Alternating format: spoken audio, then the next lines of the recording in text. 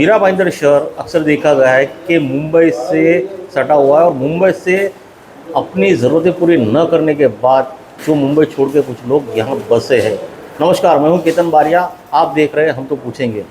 मीरा भाईंदर शहर में 90% लोग ऐसे हैं जिनको अपने फंडामेंटल राइट्स, अपने खुद के मूलभूत अधिकार जो उसकी जानकारी उनको नहीं है, और जिसके चलते वो हमेशा अपने समाज में हो, अपनी सोसाइटी में हो, उनके साथ में चल किया जाता है, उनके साथ में फ्रॉड होता है। मगर आज सोसाइटी के उपनिबंधक रजिस्ट्रार किशन रत्नाले जी है, उनसे हमारी मुलाकात हुई है और वो मीरा भाईंदर शहरवासियों की जितनी भी यहाँ 6,000 से कम 6,000 से ज़्यादा सोसाइटीज़ यहाँ पर है, उन सभी सोसाइटी के रहवासियों को एक ज़रूरी सूचना और मार्गदर्शन देना चाहते हैं। तो आइए जानते हैं कि यहाँ के रजिस्ट्रार जो है वो इस शहर की आवाम को किस तरह से अपने अधिकार बताना चाहते हैं और अपने अधिकार के प्रति जागरूक करना चाहते हैं।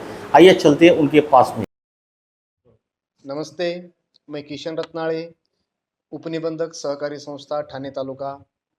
मैं मीरा भाईंदर में रजिस्ट्रार हूँ और मेरे जुरिस्डिक्शन में मीरा भाईंदर शहर की पूरी हाउसिंग सोसाइटीज़ और बाकी कोऑपरेटिव सोसाइटीज़ आती है। अभी फ़िलहाल सितंबर का महीना चल रहा है और सितंबर महीने में सभी सहकारी संस्थाओं की एजीएम होना बहुत ज़रूरी है।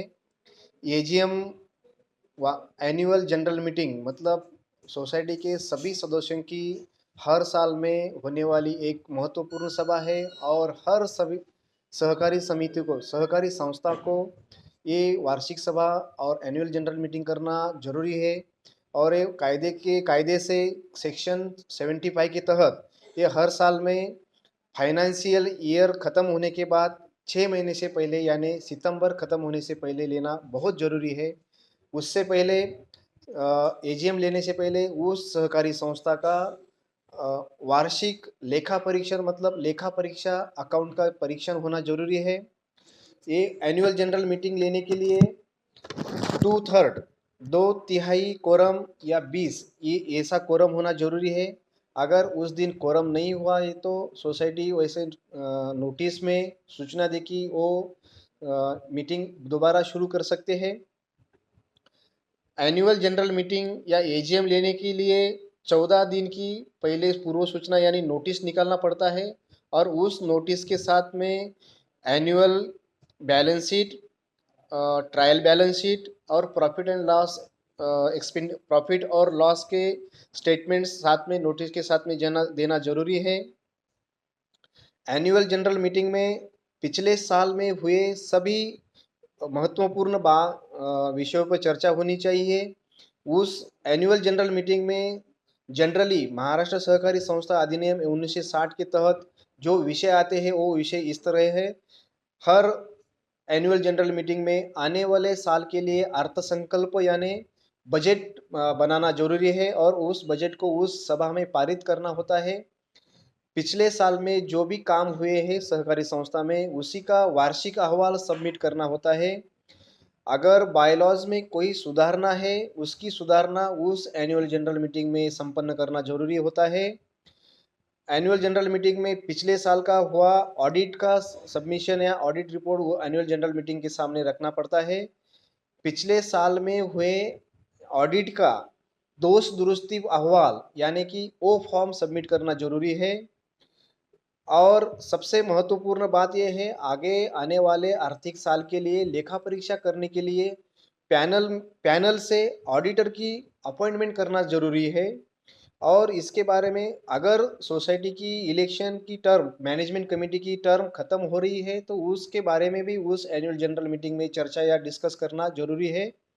और इसके बारे में और कोई विषय उस मीटिंग में लेना है तो चेयरमैन की परमिशन से उस मीटिंग में आप विषय लेके उसके ऊपर चर्चा कर सकते हैं। जैसे कि रिपेयर करना हो या किसी बात के लिए किसी को मेंबरशिप में या किसी बारे में चर्चा करनी है तो उस मीटिंग में सभी सदस्यों के सामने चर्चा करके उसमें सोसाइटी निर्णय ले सकती है। सबसे महत्वपूर्ण बात, अगर किसी सोसाइटी ने एनुअल जनरल मीटिंग नहीं ली तो उसके लिए महाराष्ट्र सहकारी संस्था अधिनियम के कलम 75 के तहत उसको डिसक्वालीफाई किया जा सकता है। और जो भी उसके लिए रिस्पॉन्सिबल है वो उसके ऊपर रजिस्ट्रार सुनवाई करके उसको डिस्क्वालीफाई करते हैं और उसको 5 साल के लिए अगले 5 साल के डिस्क्वालीफाई के दिन के बाद जिस दिन वो डिस्क्वालीफाई हुआ उसके बाद 5 साल के लिए वो इलेक्शन लड़ने के लिए अपात्र होता है। तो हर सोसाइटी को मैं सूचित करना चाहता हूँ, आने वाले 30 सितंबर से पहले सभी सोसाइटी एनुअल जनरल मीटिंग बुला के उसमें महाराष्ट्र सहकारी संस्था अधिनियम के तहत जो भी विषय दिए हैं उस विषय के बारे में चर्चा करके सभी सोसाइटियाँ एनुअल जनरल मीटिंग को संपन्न करने की मैं सूचना देता हूँ। धन्यवाद। तो आपने देखा कि यहाँ के निबंधक किशन रत्नाणी ने जिस तरीके से लोगों को समझाने की कोशिश की है और बताया कि इस शहर में कम से कम 6000 ऐसी सहकारी संस्था है और उनमें किस तरीके कब इलेक्शन होना चाहिए, इलेक्शन की प्रोसेस क्या होनी चाहिए, उसमें कौन क्वालिफाइड कर सकता है, कौन डिस्क्वालीफाइड हो सकता है, ये सारा ब्यौरा जो है उन्होंने कैमरे के सामने बयां किया है।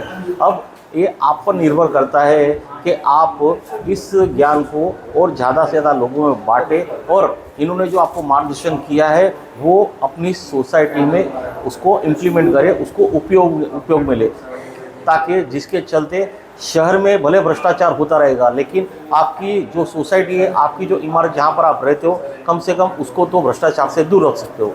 कैमरामैन अभिराज नायर के साथ केतन बारिया, भाईंदर।